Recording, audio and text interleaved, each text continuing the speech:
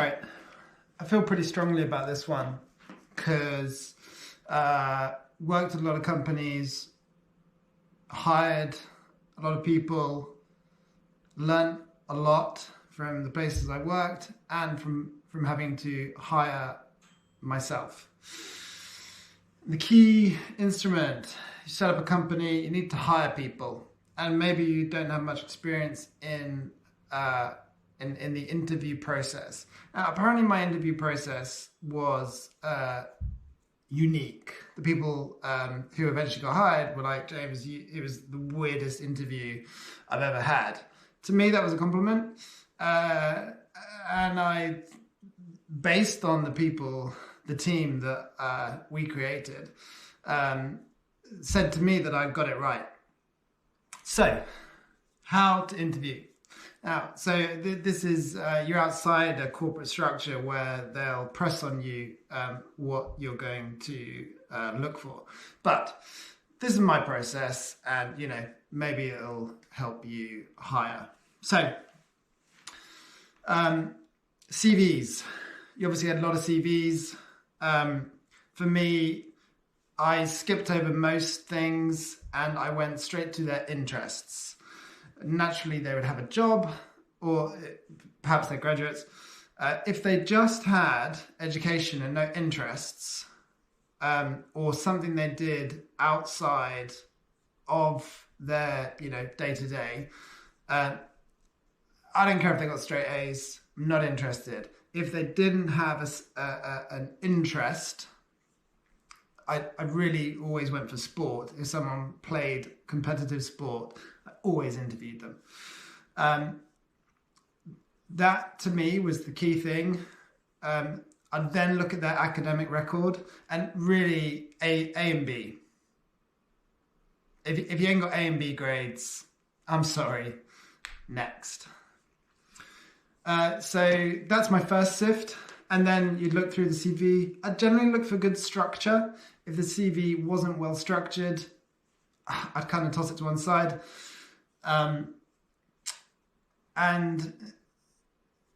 it's what have they done apart from just the normal. You've got your A levels, you've got your degree, you've got your GCSEs, all bog standard stuff. It's expected. You need stuff outside that. And if people didn't have something outside that, not interested. So you got your candidates, in they come. How are you going to pick the good ones? So my brain goes, I'm going to spend 8 hours a day with you. I'm going to spend the most time with you out of anyone. So I need to like you. They need to be a nice person. I'm sorry, that is the crux of the matter. They need to be someone you can communicate with when you're giving them instruction on what to do, how to do it. They need to be nice. Real simple.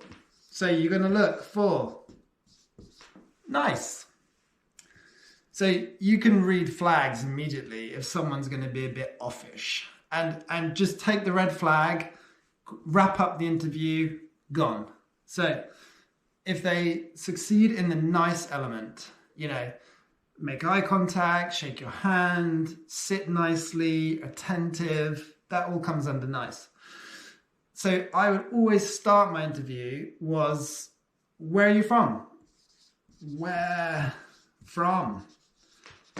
Literally, where are you born? How many brothers? How many sisters? Parents? Where did you grow up? What did you enjoy doing? I would normally ask for, tell me your life story. Literally, where did you go to school? Did you enjoy it? If you moved, why? Where? Did you find it easy to make friends? School, did you like sport? Were you popular in the debate team? What did you do outside? Did you struggle with classes? What did you enjoy? Get to know the person. When I was interviewed, they would often go down the route of, what was your last job? What are your technical skills? real, like, they didn't want to know the person, yet we were about to spend 8 hours together. So I always thought that was wrong. And to me, once you eventually get to, I got a job at this place, I then got a job at that place, I did this, that. By the end of, 40 minutes to an hour, you know the person. And I would look for red flags, because you're looking for a reason not to hire them. You're not generally looking for a reason to hire them. It's why not to hire them. So red flags. Red flags. If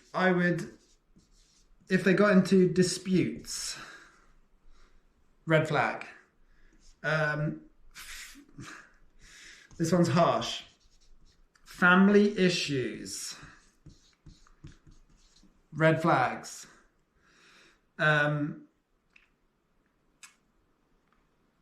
Yeah, those would be what I would try and look for.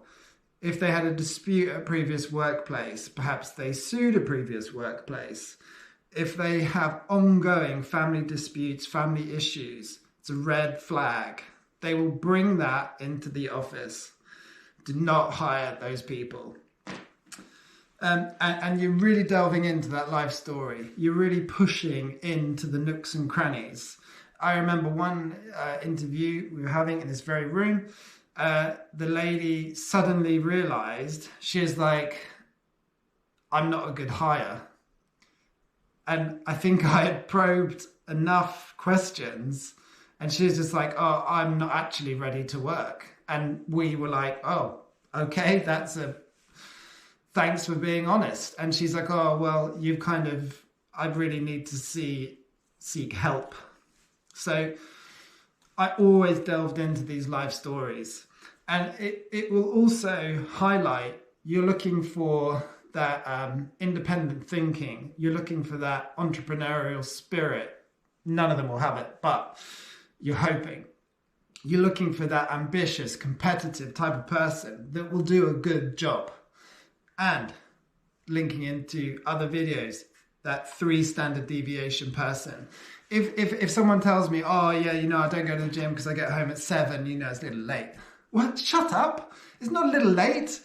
You've got 3 hours, 7 till 10 or 11. You've got 4 hours to do something. It's a little late to go to the gym because I've got to cook dinner and I've got to sit down and watch television. I'm sorry, that was totally inappropriate.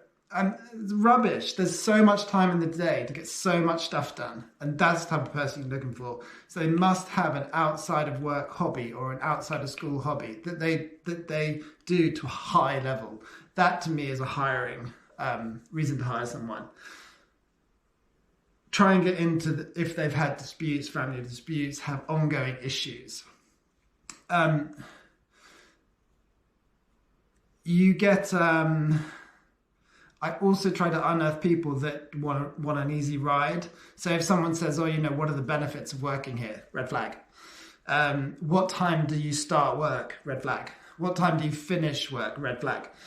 I would never ever ask that. If you hire me, I'm here when you say I'm here, and I'm here until you say I can go. That's the type of person I want. Not asking me benefits, because they're not working for the right reasons, and they won't fit in your team. You need people that go above and beyond, because they're the ones that get the most reward out of it. And it's just the attitude. I'm not saying one will work harder or less hard. It's the attitude they bring. Yeah, so then you go through the life story, you wrap up where they get to in the end, you try and seek out some red flags. And I got one really interesting hire I made. So this guy had been interviewed, this is a hedge fund, been interviewed by 3 or 4 people. They came out, they're like, oh, you make the call. We think he's too arrogant. I went in and it's just this kid, and he had the academics, no problem. This was before I came up with my Tell Me Your Life Story system. So, I kind of did the more routine interview. And I was like, to be blunt, the other guys think you're arrogant. And I love this kid because he's like, yeah, I am. I'm good. And at that moment, I knew that kid was for me because he had a little smile on his face. I knew we'd get on. We had to work together because he's going to be on our desk, on our trading desk. He's just like, I'm good. And the deal was done then and there. I went out. I was like, oh, this kid is awesome. He's going to be awesome. And he was. You know what? He was good. He was so good. Because he was confident. He was confident in himself and in his abilities. And he no red flags, no issues, no like, when do we start? When do we leave? What are my benefits? None of that. Just tick, tick, tick, tick, tick. And he was a great hire. And I got better and better at hiring. And now my go-to is basically, where are you born? Where'd you go to school? How's your brothers? How's your sisters? What do you do at the weekend? What was school like? Then what? Then what? Then what? What came after that? And you get them to talk for an hour about themselves.